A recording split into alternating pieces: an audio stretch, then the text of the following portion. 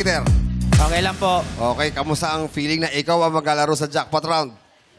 Medyo kinakabahan po. Huwag kang kabahan, kayang-kaya mo yan. Isa kang mekaniko. Yes. Opo.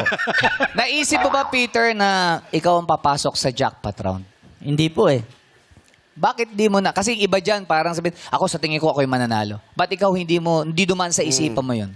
Marami po kasing naglalaro eh. Hindi po natin masabi.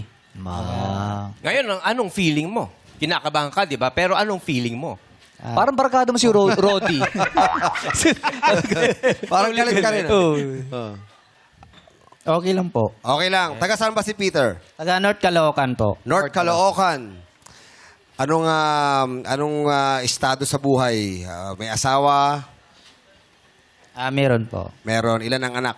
2 po. 2. Ilan taon yung panganay? Yung panganay ko po 15 years old. 15. Opo. Yung bunso? 3 years old po. 3 years old. Yung 15 nag-aaral? Opo. Yung 3 nakatapos na? Ba't 3 pa lang nga eh? 3 pala. Yung 3? Yung 3 po, meron po siyang kondisyon, na medical condition. Kumbaga, meron po siyang sakit na cerebral palsy po. Cerebral palsy. Medyo mabigat yun eh. Opo. Oo, kamusta naman siya? Ano na yung lagay niya ngayon? Nasa bahay naman po siya kasi outpatient po siya eh. Kumbaga, nasa bahay lang siya. Doon po, inaalagaan po namin. Nagastos yan, di ba? Opo. Medyo mabigat. Medyo mabigat. Laksa mo lang yung loob mo. No? Yeah po. Si Mrs. anong ginagawa? Ganun nun po, nag-aalaga sa anak namin. Tapos, May trabaho naman siya. May hindi, nag-online lang po sa bahay. online. Online selling. Online selling. Opo. Anong mga tinitinda niya? Yung mga product po namin sa sa aming kumpanya. Opo.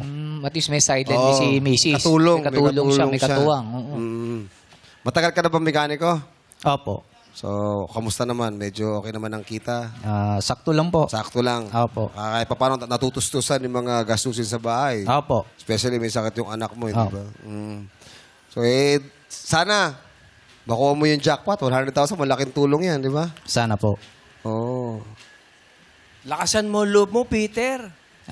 Oo. Malakas na po. Yun ang gusto ko para sa'yo. Punong-puno dapat tayo ng pag-asa. Naman. Diba? Laban na kayo, Yes. Peter. Kasi parang ang nahihina ng loob si Peter sa mga nangyayari.